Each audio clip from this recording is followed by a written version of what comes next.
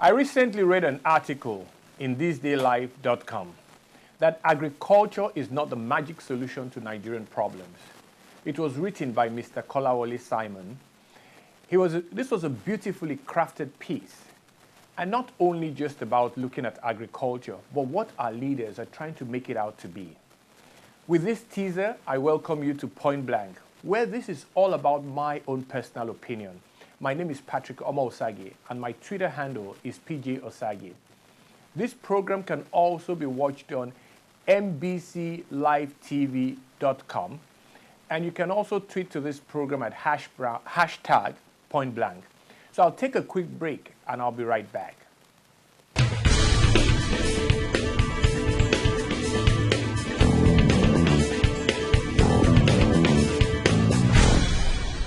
Welcome back to Pointblank.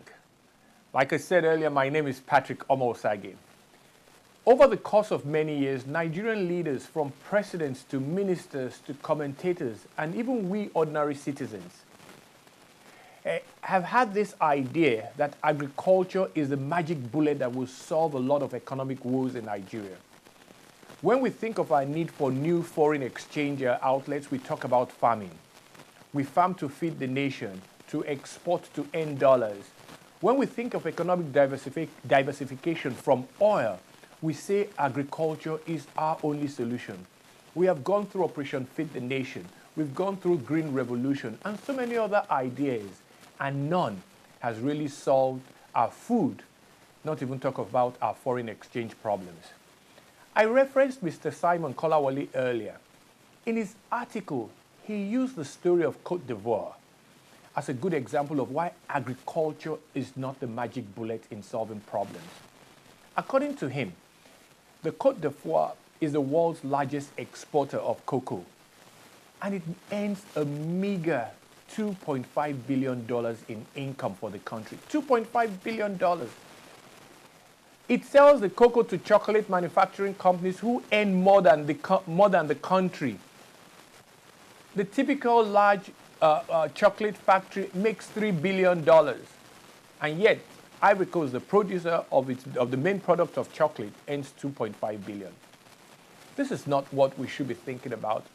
Industry, manufacturing industry, is a solution to a lot of our problems. If we can manufacture things at home, we'll be better off than really touting agriculture as a solution.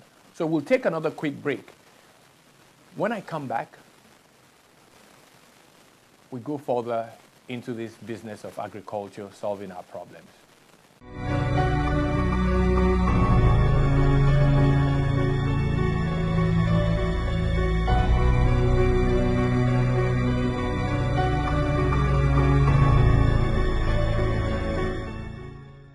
Welcome back. Today, I was reading about a minister touting that we could earn $100 billion from growing pulses, and selling it to India. He's on the verge of signing a memorandum of understanding with his Indian counterpart for this magic bullet of pulses. Pulses is some kind of a vegetable, that the Indians love a lot. And he's telling us that we can earn $100 billion from selling. Look, this is the kind of almost nonsense that I talk about. How dare he tell us that we can sell some kind of leaf for $100 billion and make more money than oil? It's not going to happen. These people, these leaders keep deceiving us about some magic bullet that will solve all our problems at once. It's not going to happen. The first thing Nigeria needs to do, in my own opinion, is to gradually build manufacturing, technological base for us. Agriculture will not cut it. It is too little in around the world. People normally get their own food in whatever way. The Indians already have this. It is true they need more of it. They are over 1 billion in population. But who thinks that we're going to be able to have to sell them something that is $100 billion a year? Because according to our minister, this known crop, grows and it is ready to be harvested in 4 months. So what? It's another deceit to the system. We better do other things because that's going to be our only saving grace. Thinking that we'll get into agriculture, that it will change us from being an oil economy into all of a sudden being an agricultural economy. I'm telling you, go around, read, research. Tell me one country in the world that bases its entire economy on agriculture. There is just none. Not in today's world. You have to do more than that. Let me take one quick break. I'll be right back.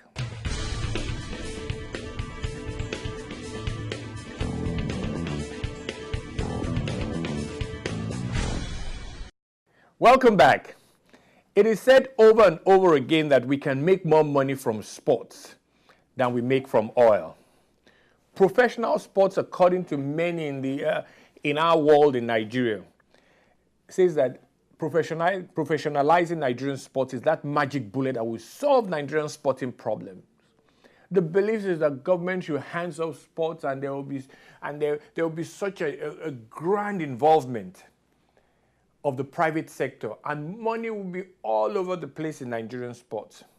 Nobody is telling me how this will happen, but that's all we hear all the time. Take the government out of sports and see what will happen. Look, this is just another, what I call a quick fix, a magic bullet. We're always thinking that there's one thing we need to do to solve all our problems. That's not the way it works. There are a lot of tiny things that needs to be done to solve a problem like Nigeria. Nigerian problems are massive. Professionalize our sports. We've been doing this for some time and it hasn't worked. But anyway, let me again, first of all, really welcome you back to Point Blank. I mean, my name is Patrick Omosagi, and look, this is a program that I want you all to get into discussions with me. My Twitter handle is PG Osagi. Occasionally, I do get Twitter questions. One of the things I'm going to do, maybe the next couple of programs, is to actually put some of your questions out there and let me answer you directly through this medium. I mean, but please, I need those questions coming. I need that discussion. Let's kind of interact, even though it's not immediate interaction, but I do get to see your questions or your comments, and I'll talk about it sometime. Here's another magic bullet that we all talk about in Nigeria. It's on education. We want a quick fix to educational problem. Look, education is in crisis in Nigeria. And the solution most have talked about in Nigeria, commentators, ministers, everybody, is that the government should fund education at the level that is being recommended by the United Nations, by UNICEF, by UNESCO. All these foreign bodies are always telling us exactly what we should do. I believe that that number has been 70% of budgets, that our countries around the world, especially developing countries, must fund their education with about 7% of their budget. Do you know what? President Buhari's first budget has allocated 8% of our 6 trillion naira budget to education. Look, I applaud him for that. But if anybody that knows the crisis going on in Nigerian education thinks that 8% of our budget of 6 trillion, which is about 500 billion naira, is going to be the solution that would all of a sudden increase or make our educational system crisis-free, you've got to be smoking something. 500,000 million will not do the job. It's not about the amount of money that's going to change. I'll give you an example. The only way Nigerian universities can climb out of the situation they presently find themselves is for Nigerian universities to be able to determine what it costs to take one credit unit in a Nigerian university. And it's going to be different in all places. Because just like everything else that you cost, light, land, the quality of your professors and all this matter to the cost of a subject, of a class. If you ask any Nigerian university today, what does a 3 credit hour cost? They are lost until you can cost what It is. You have no business really almost running a university because you're just running a university aground, collecting money, and nothing can happen. You can give the Nigerian universities all that ₦500 billion naira, and it will not be better than yesterday. And that's the kind of thing we have to change. We always think that there's some kind of bullet, there's some kind of magic to solve our situation. Our situations have to be solved in simpler ways, with less bloviating. We talk big about our situations, but really we can't solve the problem that way. 500 billion naira is not the solution to Nigerian education. There's a lot more that needs to go into that. And I've just given you a good example. Take the tertiary universities, tertiary institutions in Nigeria, and kind of what I call quantify the value. I mean, Unilag will probably be more expensive than University of Calabar, the credit hours. Now, again, it's not because we live or I live here in America, but that's the way schools operate. I mean, a credit hour is more expensive in Harvard than even, say, the University of Houston. Both of them bring out good students or good graduates and all that, but they are different because environments are different, the quality of lecturing is different, and there's so many other little things that go into how you cost a product. Education is a product, it needs to be costed, and just not us shouting that we need more money for it to be good. More money has never solved anybody's problems. Ask the rich, they will always tell you money is not, what makes life really very sweet. To have money is good, but that's not what matters on the long run. Let me take one last break, and I'll come back and talk about another thing that we talk about in trying to solve a problem. We're looking for another magic bullet in solving Nigerian woes. Again, in sports, we went to the Olympics, we came back with 1 medal. That's 1 medal in 2 Olympics. And what is everybody shouting about now? In order to develop sports, we need to go back to school sports. I'll come back and talk about that as a failure also.